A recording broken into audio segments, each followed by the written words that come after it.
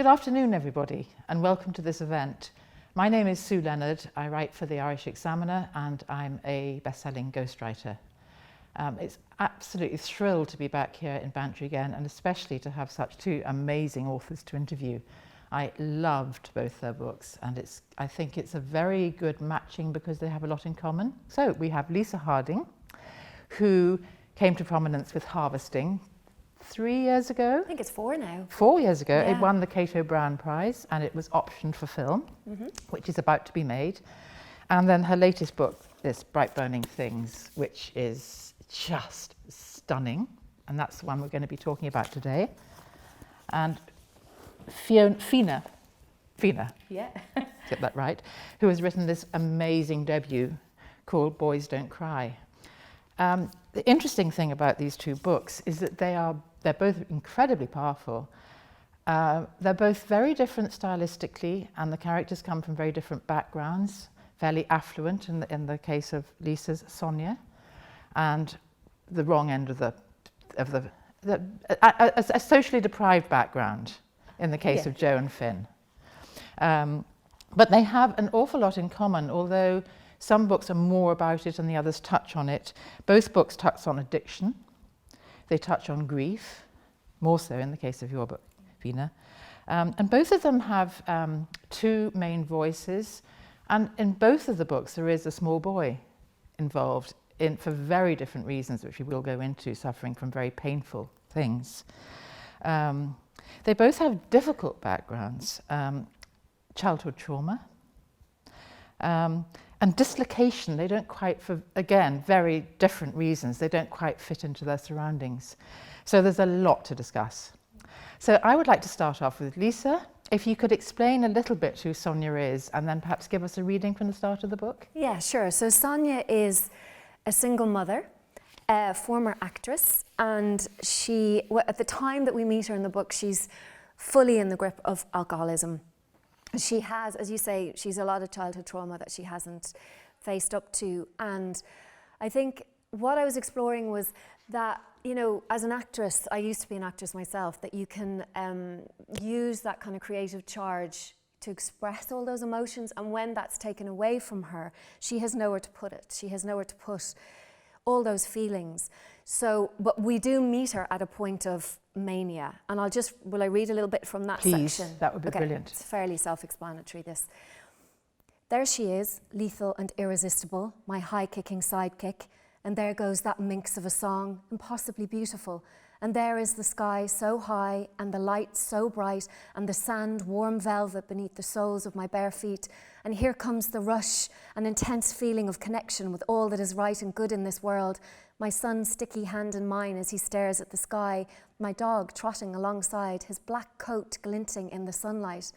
Don't look directly at the sun, sweetheart, it burns your eyes. But yeah, you do it too. I bend to kiss him on the forehead over and over as he laughs and pretend wrestles me away. We look like everyone else as we skip down Sandymount Strand. Dogs and kids, a mark of normality. No man, but then that's not unusual these days. Tommy breaks free and he careens like a drunk. No, that won't do, push that one away. Runs unsteadily towards the surf, the frothy tongues of water that lick the sand. Go, Herbie, go, mind Tommy. The dog bounds after him, and the two of them frolic at the water's edge, and I feel wave after wave of delicious things, my body vibrating with them, fingertips electric heat pulsing its way through me. The fever builds, and I find I'm stepping out of my trousers and pulling my t-shirt over my head, dropping them in a puddle at my feet before I sprint towards my boys. My imp is waving, beckoning me into the shimmering water. Hello, elation, you spangly bitch. I'm in my bra and knickers, but that's okay because it's hot and others are in their swimsuits and my underwear could pass for a bikini. So this is fine, this is fine, this is fine. Herbie is barking wildly. He'd have been put down in a week's time, they said, if I hadn't taken him then. Who rescued who? The thought rises as I am submerged, the cold a tingle, adding to all the other tingles of the day, and my head is under and it's silky salty down here. I wish there was an audience. I have to clap that. Yeah. I mean, it's just so powerful. Thank you. It's a little bit of, that's kind of a manic moment. Yeah, you know, and you're right in there, and that gets you right into the book at the very beginning, and it's fantastic. Thank you. So moving.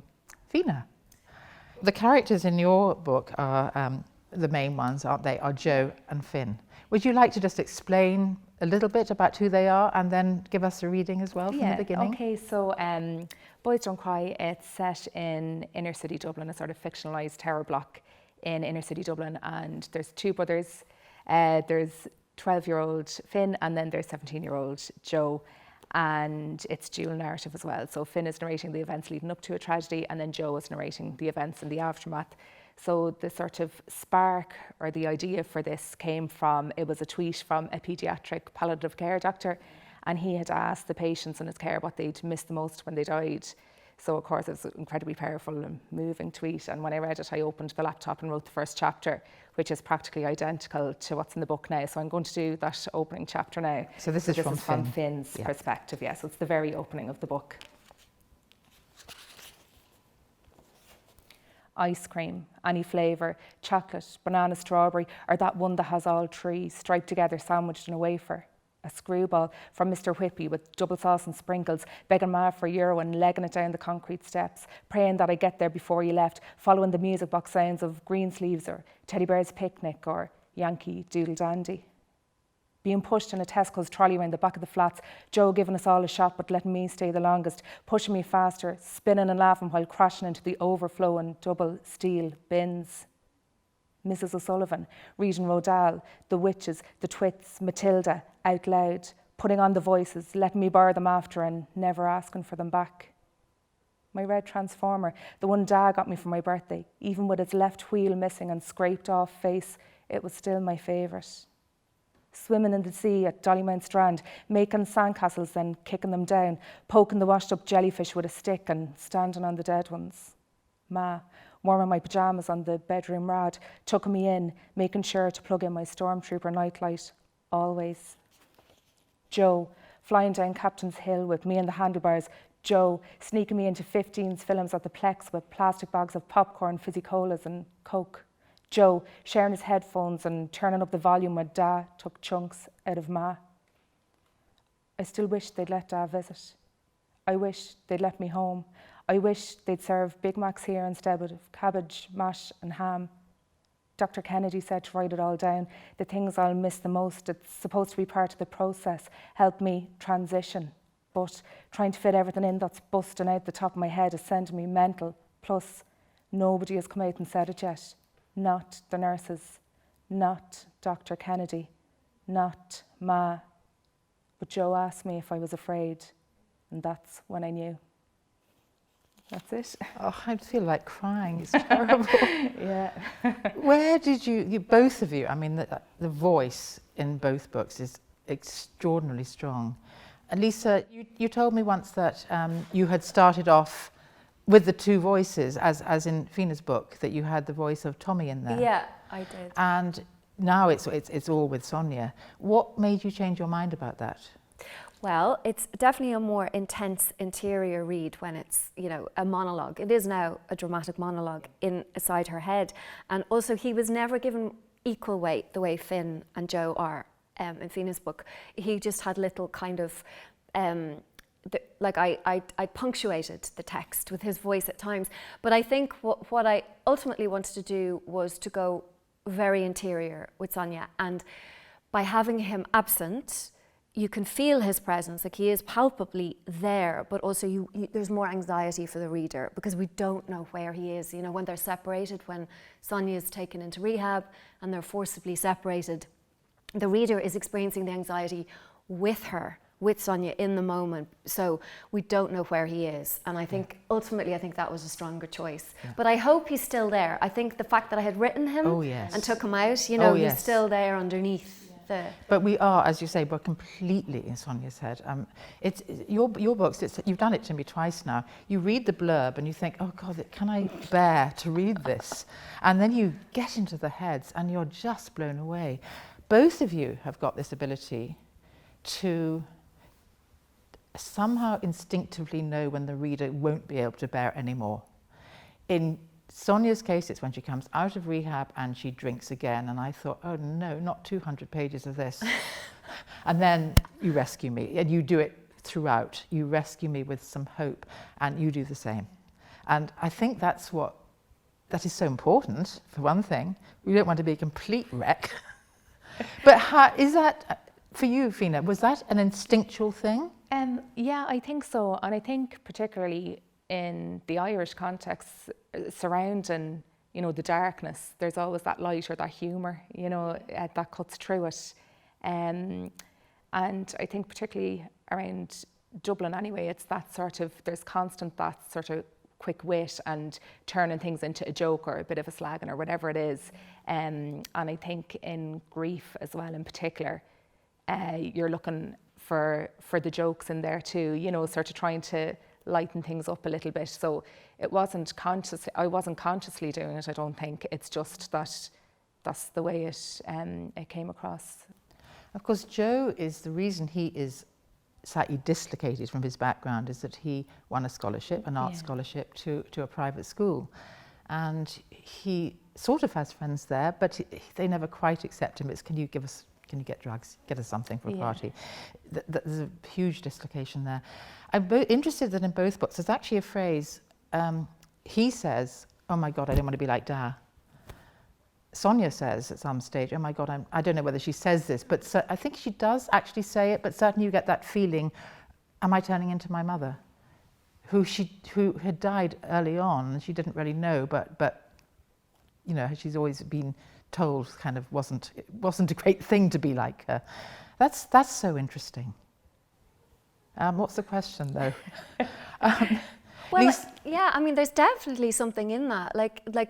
I thought Joe was beautifully written, his love for his dad as well, that tussle. And Sonia is lacking a mother. Like, Sonia lost her mum when she was probably 5, or maybe a little older, 6. But her mum, you know, there is trauma was handed down. So she had mental health issues and she had addiction issues, and that's how she died ultimately, but it was never spoken about. So in her case, it's all the omissions and the silences that feed into her own lack of sense of self and not knowing your mother. You know, it does leave a big hole inside you. And yeah, she is terrified that she is enacting the same kind of drama with her own little boy, and she is actually, until she faces up to stuff, you know, until she can kind of face herself. And of course, it's the grief that she's never faced, which of course, in Joe's case, because of Finn, and I mean, we've already just said he's dying. So he has to go. I mean, and the love he had for his brother was amazing. Fíona, the part of the book that really interests me is that thing of getting the scholarship. Yeah. And you actually, your dad, who sadly died last year, I'm so sorry. No, that's fine. But he is all through the book, his inspiration. Would you like to explain about your dad? Yeah, so I spoke there at the beginning about that tweet sort of sparking the story, and the story just sort of was fully formed. It was already there, and it was only really when exploring that there's a lot of my own dad in the book, and in Joe in particular. And he grew up just off Dorset Street. That's where he called home. He was around in a lot of different places when he was younger, sort of moved around, but that's where he called home. And when he was about, I suppose, 10 or 11, his father, my grandfather, signed himself and his brother up. There was a man in Parnell Square who used to give free music lessons to children living in the inner city. So sign them up, as my uncle always says, was to keep them off the streets and give them something to do. Yep. And that was it. Like, music was my father's life. He absolutely adored it. And that man, Paddy Murray was his name, he saw potential in both my dad and my uncle Kieran. And he got them scholarships into the College of Music in town. What did he play? The trumpet. Yeah, so he put the trumpet in the hand. But I remember Dad was saying as well, you had to do, when you signed up, you had to do 6 weeks of music theory. You weren't allowed to touch any of the instruments at all. So it was, he was sort of weeding out who was really dedicated. And then there was a band associated with that, but he joined, and then he became the conductor of that band then later on, right until he died. So he never ever missed. They used to rehearse every Sunday, and he never ever missed a Sunday rehearsal. And his first composition that he wrote, he called it, it's either 52 or 54 Parnell Square, but that's where they used to rehearse. So it's all this, and then he went on, when he was in his mid-30s, he went to college to train as a music secondary school teacher, and went to teach in a local community school where we're from, and it was in a disadvantaged area, and he set up a band there, and children who attended the school there, he got them music scholarships into the College of Music. So that sort of whole cycle of paying forward So there's a lot of that in this book, and in Joe in particular, and that whole straddling worlds and things like that as well. There's a lot there with him, especially because he went on into classical music as well, and my mother as well. She's actually from Ballymun, and she's a classical musician as well. So it's wow, yeah. So wonderful background to go up. And you, interestingly, the two of you. You didn't, I mean, you are born writers, you know, there's absolutely no doubt about that. You're going to be around, both of you. You know, people, anyone who's watching this, you know, you remember these names, they're going to be around a very, very long time. But neither of you were born writers in the sense of from this high saying, I want to be a writer. Neither of you were. In your case, you were a teacher, you still are. And Lisa, you were an actress. Yeah. So can you explain how your transition my career happened? just kind of, like, it was, you know, you reach a certain age and you're like, oops, it's not exactly. But you were very successible in London. You were playing all sorts of... I was when I was younger. Yeah. I had the kind of classic ingenue, you know, roles, like Sonia. But then I did reach kind of 37 and it was like, I didn't make the transition into mother. There's actually a line in this. One of the casting directors says to Sonia, you're too angular and febrile to be a mother, right? And that was something that was actually said to me. I remember thinking, oh my God, like, what does that mean? And that was, as in casting you as a mother? Casting. So I didn't make the shift, but I did write a lot when I was younger, and I did harbour a dream of writing, but I didn't have the confidence. And I'm always amazed at, you know, there's so many young writers now. I definitely didn't have the confidence to sit down with myself and my own voice until I was late 30s. I didn't have the discipline, and because for years I was saying other people's words. You know, I was a pawn in a way. I was a pawn in the kind of the bigger picture. Sure. You know, but then the sitting around waiting for the phone to ring and the producers and the directors to make the decisions, and then I started to write plays, and I thought, I like this. I like a little bit of you know, agency here, and I discovered I did have a voice, and it's very empowering because I was doing a couple of plays near the end. I won't say, you know, but I wasn't particularly impressed by where my career had ended up. Sure. So the language that I was speaking, I thought, I could give this a go. I could. It's interesting how many writers in all genres have come from acting. It seems to be. Do you think that's because you can see a scene? Yeah, I think it's really helpful training, isn't it? Because you know, my training was very, there was a lot of method stuff and improvisation-y, so it's very much about immersing yourself in character. And so, so far, that's what I've done. It's all the eye and it's all very interior. Yeah, it was really, really helpful. But it doesn't necessarily mean that because you can act very well, you can write very well. I think they are...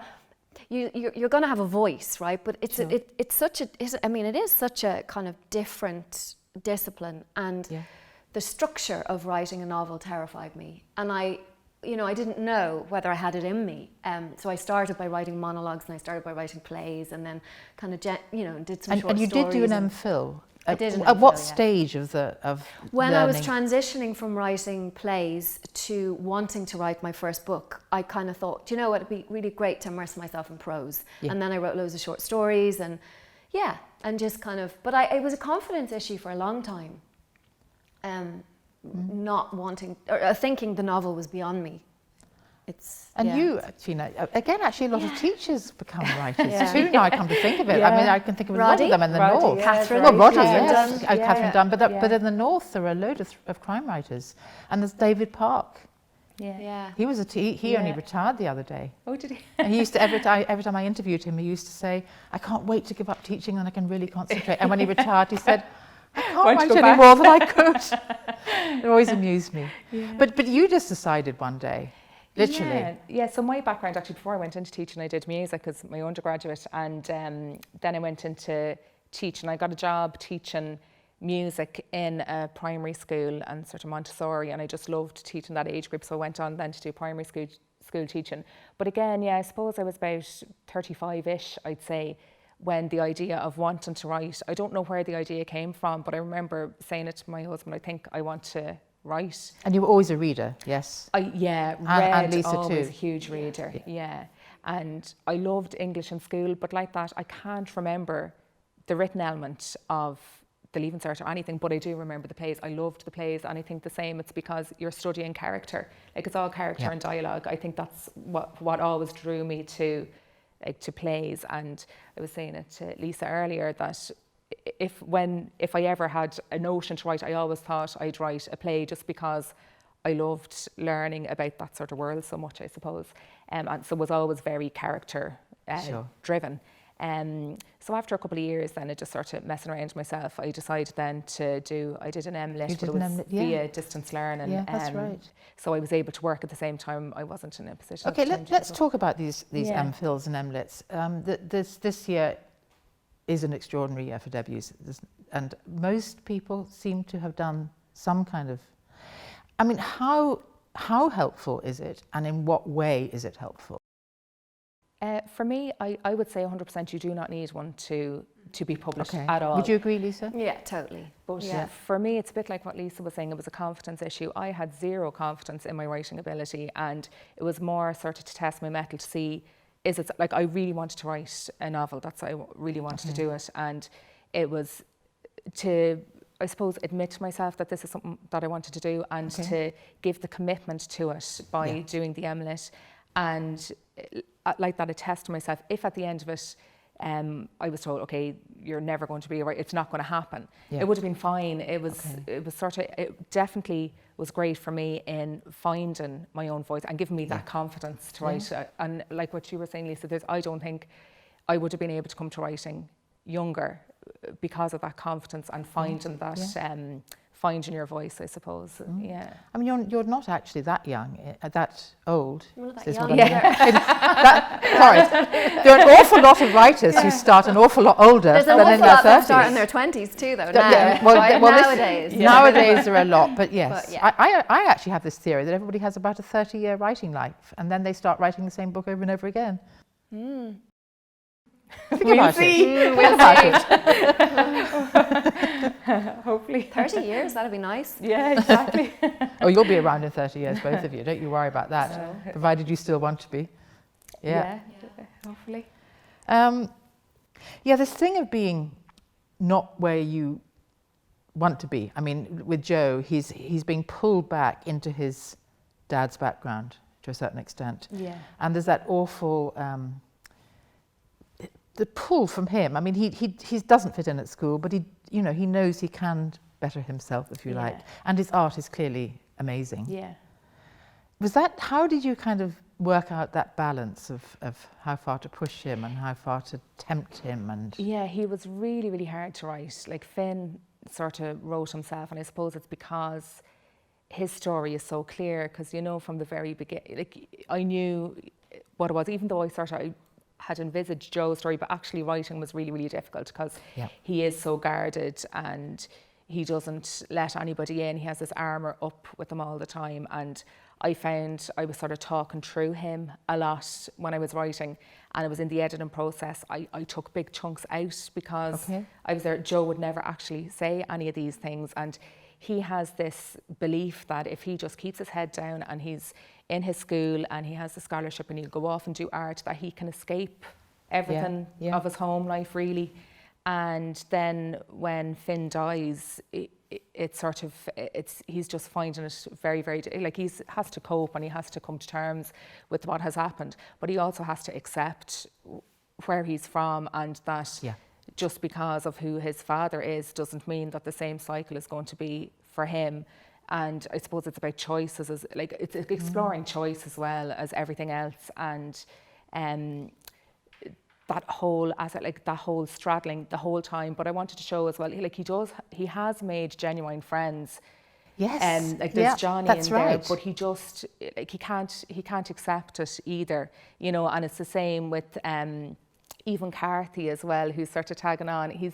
He just finds himself stuck, and it's having to accept as well, and accepting that as well, that he does love his father, and he keeps trying to say, I don't want to be anything at all like him, and it's I was looking at this, it's like that Godfather moment, you know, when Al Pacino is sort of coming into the family business. Like, I wanted Joe to have the potential in him, that if he does go with Desi, he has the potential to be the next Desi. Yeah, you know, he's that absolutely. in him. So I wanted to show that dark and light in Joe as well, you know. But I love the fact, I mean, you really do wring our hearts out with him. You know, it's first of all, you know, for friendship. That's what gets him into trouble, because he does procure drugs, and of course he's and the way he is treated compared to the friends. I mean, the unfairness of all that is desperate. His love for his brother was amazing, but it was Sabine. Is that she's called Sabine? Yeah, talk about Sabine, because I mean that's so touching as well. Yeah, I wanted to show like Sabine knows him inside out. She knows him more than he knows himself, and she's his sort of constant. So, like, I really do believe that. And it's a friend who's a girl rather than a girlfriend. Oh, isn't yes, she? friend. Yeah. And that's something I wanted to show as well, that you can have this really strong friendship without it being anything else. And she's that one person for him that will be there no matter what, that will have that belief in him. So I really do believe that that one person can make a difference. If you have one person, no matter what, that believes in you and has that hope for you. And I suppose a lot of the time for young adults or children living in social disadvantage, a lot of the time that can be a teacher as well, you know. So you have the teachers in there who still, they want Mr. Broderick, for example, the principal in Joe's school, he wants Joe to succeed, you know, and he's trying everything he can to hope that it succeeds. And that again goes back to my father as well. It's that influence is just rooting through the whole time. So Sabine is like Joe's constant in the book, But he does things for her, I mean, because he's trying to pay back money and things. This awful, I mean, that awful, where did you get all that insight from about, you know, the whole way the drug industry kind of worked, and sort of making people stay in the loop because they always owe a debt, and you've never paid your debt. There's, I suppose a lot of that comes from teaching as well, working in lots of different schools myself, and with children who come from similar backgrounds, and also where I'm from, in the 90s and 2000s, the Westies was operating out at Dublin 15, close enough to where I was from, and there was the first drug rehabilitation centre in Ireland actually was next door to our community school. So we had drugs in the area all the time, but because we weren't involved in it, you just become completely oblivious to what's going on. It's only sort of looking back as an adult that you realise it's, and in certain areas, it's that type of lifestyle is sort of targeted at a very young age to young males in particular, and it's about like educational disadvantage. There's studies to show that even girls and boys who come from very similar backgrounds and very similar areas, young boys are far more likely to fall into educational disadvantage and then can be targeted by gangs, then drug gangs, you know, Who make them feel big. and then they're caught into it from such a young age. They can be 10, 11, and they're used as runners, you know, things like that. And then once you're in, it's very, very hard to get out then, you know. Rehab. There's quite a lot of rehab. Quite a lot of rehab in Bright Things. Burning Things. Burning Things, yes. I was just interested there, thinking about the pull between, you know, the one life and the other life. And in this instance, for Sonia, it's very much, you know, she tastes sobriety, and she also has spent most of her life in some shape or form off her head, be it on attention, being on stage, because it's a very addictive place to be. And, you know, that kind of, you know, that feeling of wanting to get out of your skin. So you're on stage and everybody's clapping about you and writing about you, and you don't actually have to inhabit yourself, you're inhabiting other psyches. So when that's put down, then she turns to the alcohol to try to recreate the buzz and also to try to soothe herself. And of course, it does neither. But her experience of rehab, like that, I think they're both kind of characters that are like cuckoos in a way, you know, in the nest. She's put into, she is middle class, but she has no money because she was a theatre actress, you know, and then she's living on the dole, and her dad just doesn't help her out. Lives in Ballsbridge. Yeah, but has no money, you know. So she can't afford private rehab, and her father. She can't afford food for her child. Exactly. Well, she kind of steals as well because she likes the charge of it. She's a bit klepto. But So she is kind of forced into this situation, and I have members of my family that have been in and out of these places, and they are run by religious institutions still in Ireland. There's a lot of good, there's a lot of, spiritual connection, there's a lot of hope, but equally there isn't the kind of individual attention. There's no psychiatric care, there's no one-on-one counselling, so everybody's kind of thrown into the same, say the rosary, find your connection with God. And, and I loved that part of the book because I felt she is so far from God and she's so far from religion. And like, she is absolutely not going to swallow this, as this particular member of my family has been like that many, many times. But actually, there is some kind of spiritual, recovery. For her, it's the love of her son. And it is ultimately love, like in your book, that heals. Yeah. And I was thinking about that, her journey, because she never knew what her own mum, and she never knew what it felt like to be loved by a mother, is to kind of, first of all, put down the alcohol, secondly, face herself and face all the pain, and then learn to mother herself. And she kind of learns to do that. There's a lovely nun in there, Yes, Sister Anne, she's wonderful, and she gets some kind of connection. And then by the end, there is this moment where she feels a spiritual connection, and it's all about protecting her little boy. And she's suddenly a mother. And she kind of steps into the role of mother, and it's motherhood that saves her. And it's the thing that she's missed her whole life, Let's talk about the other important character in the book, who I love to bits, Herbie. The dog. And and we have to say, of course, the cat in rehab as well, who she was looked after. And I thought that I thought Herbie was going to eat the cat. I was terrified about that. No, Marmee was the little cat was more in danger of scraping his eyes out. I think she was a little feisty. But do tell us about Herbie, because Herbie's very important for lots of reasons. I love Herbie. Who is Herbie? He's one of the central characters in the book. He's a big rescue dog, and he is like, Sonia treats him like her other son.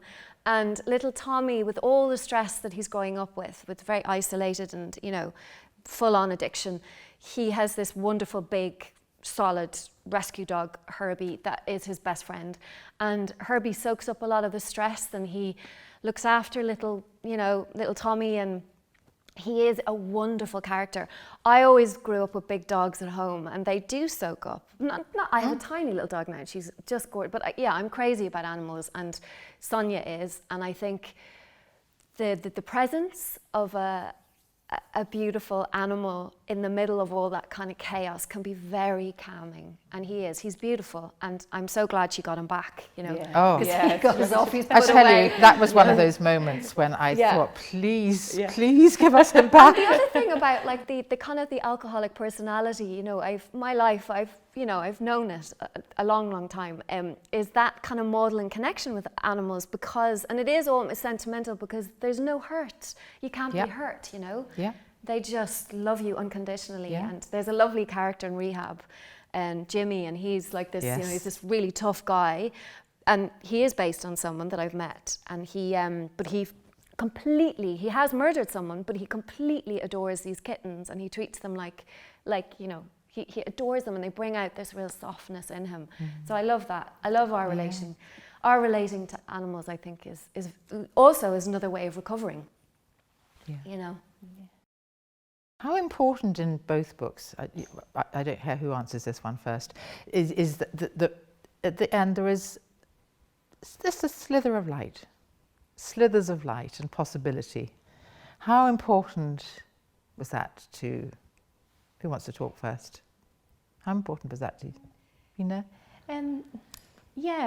I think there always has to be hope. It's like there has to be that sliver light. Well, for me anyway, personally, I think there always has to be that type of hope. And I think with this book in particular, like Joe's story is unfinished. It's not clear what happens to him. We don't know. Is he going to go back into that world with Desi, or is he not? Is he going to go back to school? Like, it's not answered. And I think that's one thing with readers that they're really frustrated by, I think. Have you had a bit of feedback like that? They want to know what happens How to interesting. him. Yeah, because they're connected. And how interesting. I can't bear a book that has a red ribbon. I'm like that too. Actually, it's a yellow ribbon, I always think of it as, a writer who parcels everything up with a yellow ribbon and does a double bow, and all the ends are tied up. I think, no, because all those characters, they're still in my head. I'm still thinking about all your characters. They're there, and I'm wondering about them. Wonder how they're getting on. Because it's not real life either, is it? Where everything's all nice and neat and No, together. no. So How interesting. yeah, but I think there is hope there too, you know. Oh So yeah, it's, I think yeah. so. Well, maybe it's my personality, but I saw hope in both stories. Yeah. Definitely. Similarly to you, I've got a little bit of that response because mine is kind of, it's open-ended, isn't it? Yeah. But definitely it's a moment, it ends on a moment of hope and a moment of love and magic, actually. So, but there's, you know, some readers are like, she's going to go straight back on the bottle. I'm like, well, she might, but she's touched. Yeah. She's touched this love and this sobriety and it's there, you know, so she's felt it. So even if she does have slips, she knows what this other side of her is like, and she can operate sober. Yeah. Do you read when you're, in general, do you keep reading when you're writing? And if so, is there somebody who you read to inspire you? Either of you? I do. I read. Like I read all the time. I'd find it hard now. During lockdown, it was very different. I found it really hard to read to someone who reads a lot. I found it really strange. A lot of people did, but I do. And I suppose like my biggest inspiration would definitely be Donal Ryan. Like I just remember picking up A Spinning Heart, and I was there. This is it. Like the beauty. It's just the beauty in the language of the everyday. So would you go back to that? I go back to Spinning Heart all the time. Yeah, I'd read passages of it. Yeah, I do. Yeah. And do you do that kind of when you're sitting down at the desk and you just need a kind of to get into the mood, or? I do it sometimes if I was stuck on what to do next, I'd take out and read, and not to emulate or anything like that. How to emulate Donal Ryan? You don't. But it's just because, and everybody I think has a different book that sparked that in them, and for me it's just that book. It's because it's that beauty in the vernacular and capturing ordinary people going through ordinary things and finding the beauty in that. So yeah. It's really, I love Donal as well. It's really. But do you read to get inspiration? When you're stuck, what do you do? Yeah, funny. That's really interesting because I actually do, and sometimes it's like to recalibrate. You know, just get myself in the zone. But I don't read writers like me. I kind of read. I don't know if you've read Amy Hempel. She's a short story writer, and she's like just so exquisite at the level of the sentence, and I do love not a word wasted, and like I did work very hard on editing in this novel. Like I love that lean, mean machine, you know. And do you love the editing? I do. I really love taking out adjectives and adverbs and thinking, you know, and getting to the core of it. Yeah, I do, and I love the pulse of that. Yeah, I love it. So I read Amy or George Saunders. He's another kind of stylist. Now, I'm not but he's amazing on voice. He is incredible. So yeah, I have certain writers that I'll dip into to get me into the zone, but it's not that I'm in any way like them. Okay. Do you know? And is that why you would go to them? Because you're not like them? Do you think consciously? I don't know. I mean, I wouldn't even aspire to be. I just think Amy is like, she's kind of a prose poet actually, isn't she? She writes beautiful poetic sentences. So yeah, it, you know, some of it fed through, I think. Would you do anything else? Do you listen to music? Is there anything else that gets you? I do a lot, yeah.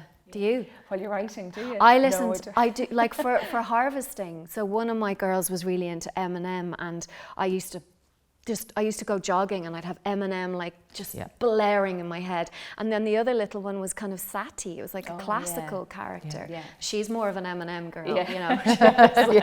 But yeah, hip hop I love. And so it would be, I mean, you more or less have a soundtrack. You could actually probably write a soundtrack of the book like some people do, could you? I listen to lots and lots of different music and it does help. Yeah. The same. I don't, while I'm writing, I might put white noise on when I'm actually writing. But after I've written a scene, I'll play music. There's songs that I played on loop that were connected to different characters. When you say after, well, you've got up from the desk and you're going about your day. Not while I'm writing, Okay. So like for Finn, it was Joni Mitchell's Both Sides Now. I listened to that over and over and over and over again on loop while reading the lyrics. I'm bawling crying. And for Joe, there was a lot with Joe. There was Smells Like Teen Spirit, and there was Firestarter from The Prodigy at the early stages. And then there was Johnny Cash version of Hurt. So that I That's played amazing. on I loop. listened to Firestarter too, honestly. Yeah. It's such an amazing energy The to energy that. from it, yeah. yeah. Crying, listening to music and crying as you write? No, do you know, Either of you? And I cry at everything. I cry watching everything, I cry reading everything, I cry at music, I cry at art, I cry at dance, like everything. I'm very sort of easily to move. But while I was actually writing this, no, I didn't at all. I only cried deep into the editing process, because people ask me that all the time about this, and it was deep into the editing process where I hadn't been at it for a while when I read one of Finn's sections that I got upset.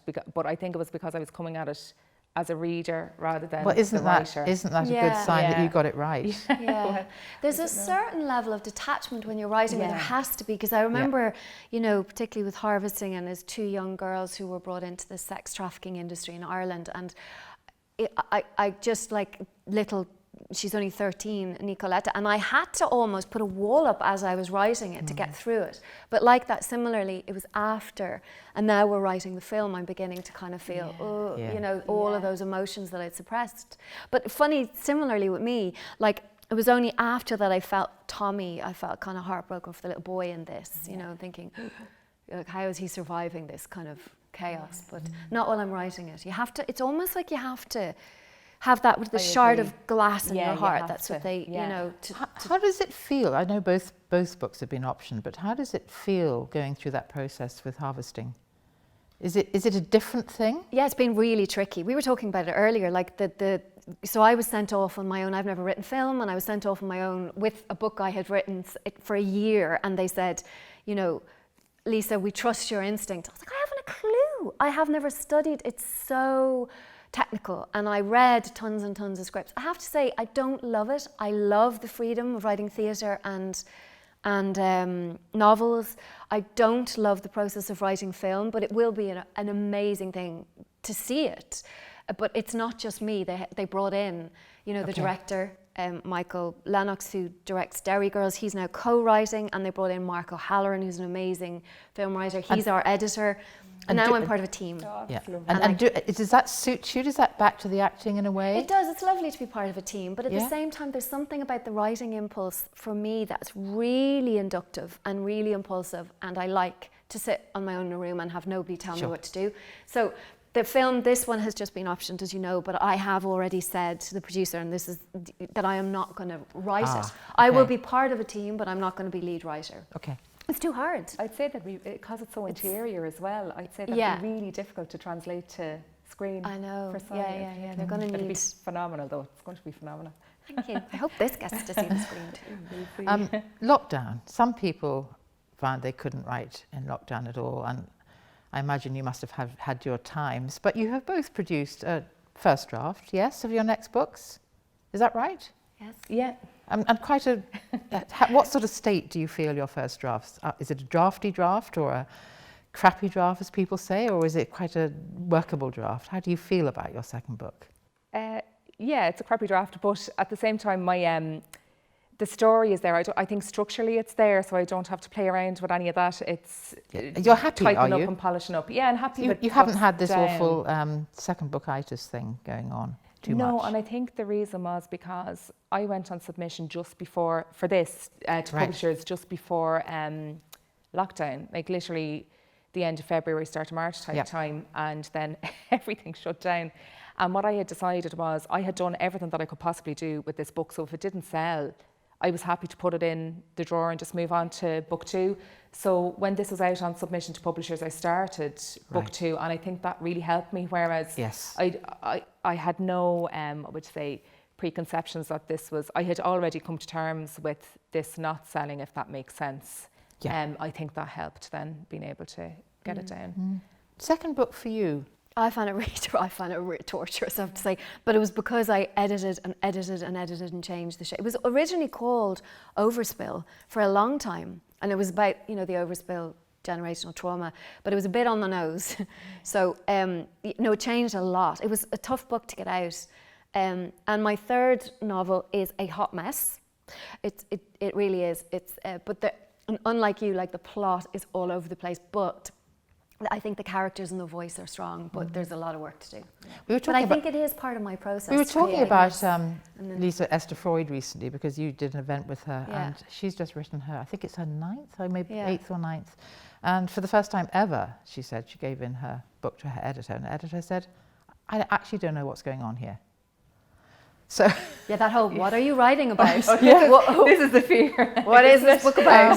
she was horrified, and in fact she hard. managed to get, and it's a superb book, but and then in 6 weeks she said, once her editor said, I would do this, and she thought, no, I don't want to do that, but I will do this, and she had it in 6 weeks. Yeah, sometimes getting the editor's So notes, maybe, you know, and you don't agree with them, and it just could well be her reinforces best book as well. So what you wanna do. maybe that is a good thing.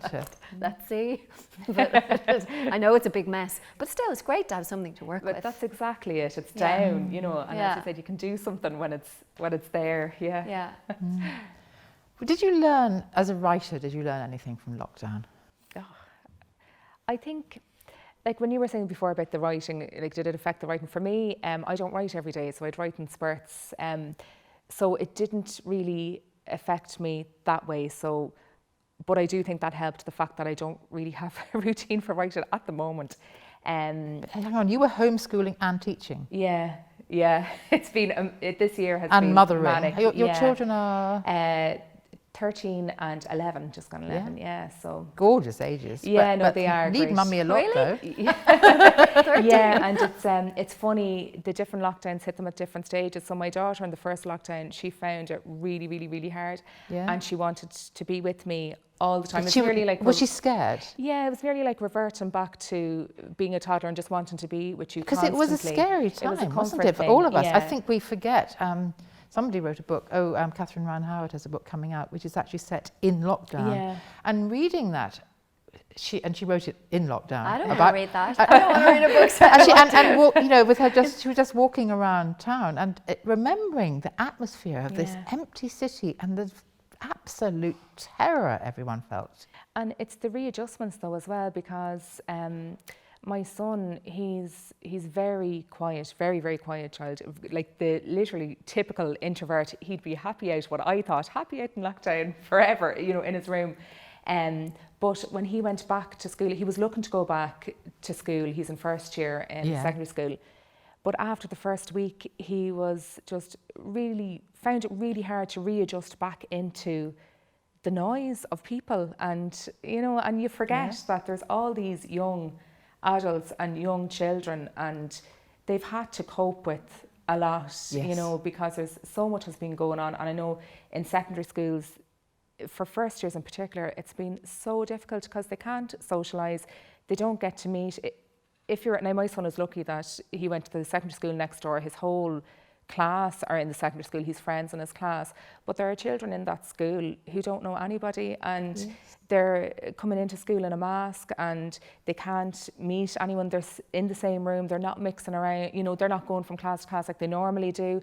So it's been very difficult, I think, for the first years of things. So the first year of secondary school, the first year of college as well, where they haven't even been able to go to lectures. And I think, you know, those young adults are getting, you know, a hard time of it, and it's like they're being ignored. We give you them know? flack, and yet we're saying, don't do what I say. I mean, basically we're saying, don't do what I did when I went to college. Yeah. Well, that's I funny. mean, isn't that the whole point of the college? first year college thing? I've thought a lot about that. hard. My third novel is set in first year college, and it brought me right back, you know, how wild it was, and how, like, I was writing about the Trinity Ball, and I was writing about, you know, just gangs of us in heaving rooms, dancing and just being really, you know, kind of off our heads, but really close. And I was like, they're missing out on all of this. It's so hard. But that free-floating anxiety, I think, has attached itself to different things for different people. I've certainly experienced anxiety this year that I didn't, not so much the first ones for as in me. this year. I think from January, I don't know, for me, January, it was just, Same. will it Second one. ever end? Yeah. I don't think it was anxiety so much as just fed upness. Yeah, I got quite anxious and you know, and just that kind of the head that can, you know, attach. It was a bit like Sonia. It wasn't easy, but writing, thank God we have it. Yeah. But I haven't felt like it recently. I'll have to get back into it next week. What does it feel like, the two of you? I think we're just about coming to the end of the hour now. But basically, you've moved on to your second books. Third for me. Third for you, sorry. To your next book is what I meant to say, yeah. You have moved on to your next books. And here we are, and you're having to talk about your books that you've long ago finished. When did you finish? I'm trying to think when the final reading. I read through the final proofs of it in November, I think it was. Okay. I was a year in front of you, I think, because mine sold and it didn't get published for a year and a half. Yeah. You were quite quick. Yeah, it was quite quick. Yeah. Yes, No, that is quick. Yeah. Okay, so Lisa, particularly then, how does it feel when you've been, and particularly as you're back in harvesting again for the film, how does it feel to sit here and talk about characters? It's totally lovely, because we were saying outside we haven't had this opportunity, you know. We haven't, like. But to I mean, Fiona, is she still? Do you have to still? Is she still in your head? She is. No, she is. And you know, I just feel having a book out during the pandemic was, you know, it was kind of sad because we didn't get to do any of this. It was all on Zoom, and you know, so no, it's lovely. I'm loving having a chat about her and meeting you guys and being here in person. Yeah, it's just. Are the two harvesting girls whose names I've very... Nico and Sammy. Are they still in your head somewhere too? They are, because I'm writing the film version. Yeah. But yeah. Do you think they always stay there? I think so. Do you ever, in the middle of a dinner party conversation, say, oh, someone said that, and then realise it was one of your own characters? Have you ever done that? No. No, I haven't. It's not happened yet. You know, there's a lot of lines used by people I know in the book. So the other way around. And Finn and Joe, they're still with you, I take it. Oh, they are, yeah, and I think the same at least, that I think they'll always be there somewhere, you know. And the mum, we might actually, before I finish, we must talk about the mum. Yeah. Who has her troubles. Yeah, Annie, and originally actually, a bit like you, Lisa, this book was going to be Finn and Annie, the ma Annie in it originally. Yeah, it was, and it was only when I sat down to write that Joe just kept coming in, and that's when it changed. But it was always, the idea was always going to be, and I think it actually would have been it would have been a harder book to read and to write as well, because someone asked me that as well, because I have a son very similar age to Finn. Was that difficult to do? But I never saw myself as Joe. I know that sounds strange, but I never thought of it. Imagine if it was me and my son, because that's too difficult, because I have a son at that age. So it was an exploration of this family. It wasn't my family. Do you know, that sort of way, if that makes sense? The brother love is just gorgeous. Oh, it's gorgeous, so isn't gorgeous. it? And the mum, I think, like that, I think she's really present. Yeah. She is. Really She is. Amazing character. Yeah. Well, congratulations, the two of you, and how lovely to thank Emma, the director, for getting us all down here. Yeah, my favourite place. I just love it here. Gorgeous. Yeah. Love it here. So thanks to the festival for organising this and having us down. It's been absolutely magic, and it's been amazing talking to you two, and congratulations. And as I said, your names are going to be around for a long time yet. Thank you, Sue. Yeah, so it was lovely. Thank you. Yeah.